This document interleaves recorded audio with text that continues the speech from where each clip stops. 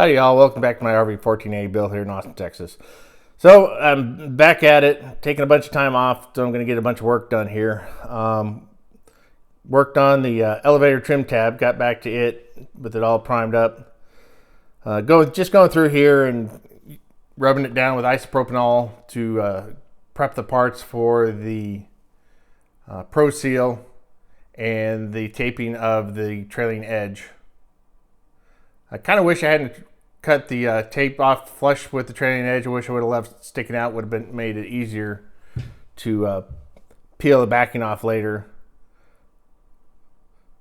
So here I'm just mixing up the Pro Seal. Not very exciting, but it has to be done.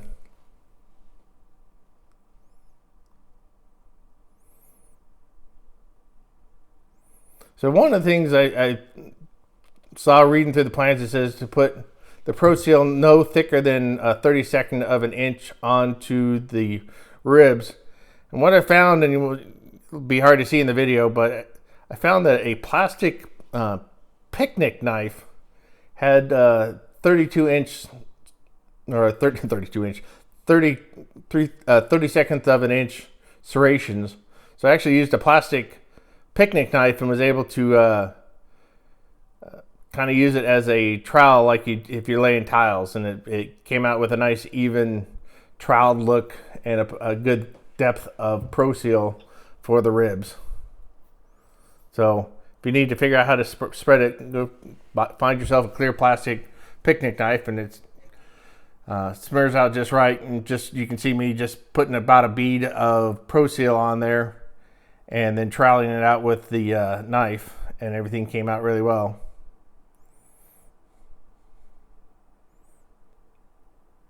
There you go. I just put the trailing edge on the top skin because if you read the section 5.8, it tells you to put the adhesive on the side that you will be applying pressure to. And if you read through the plans of this, it actually has you flip it over so it'll be on the top skin will be down when you're applying pressure to the trim tab to get everything to hold together. Here I'm trying to find a pair of tweezers so I can get a hold of a piece of paper. Like I said, if I hadn't cut it flush, it would have been a lot easier.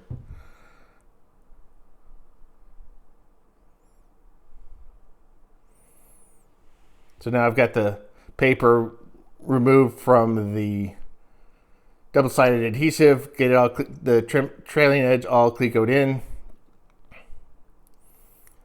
And then the other thing I found is, as I head into riveting, I originally started off with a thin nose yoke, but there wasn't enough space for the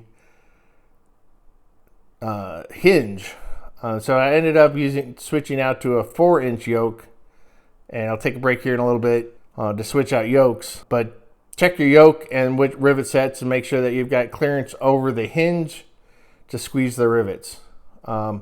I couldn't even buck it, so if you're thinking about bucking these in, go find a friend with a squeezer.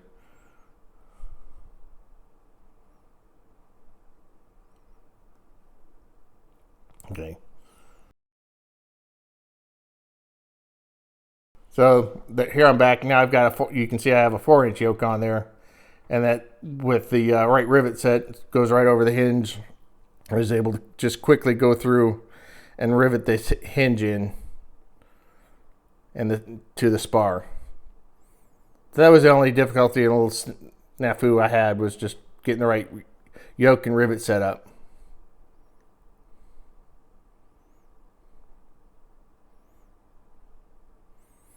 But with everything set up right, went really smooth.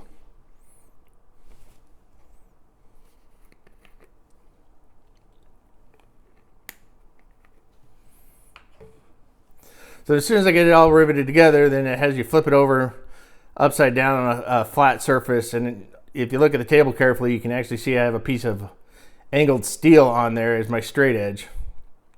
And so I put a piece of angled aluminum on the top as my pressure source. And then I use some clamps to clamp the two together so it's perfectly straight. I did this on the rudder and came out with a really super straight rudder. Thanks everybody. Bye.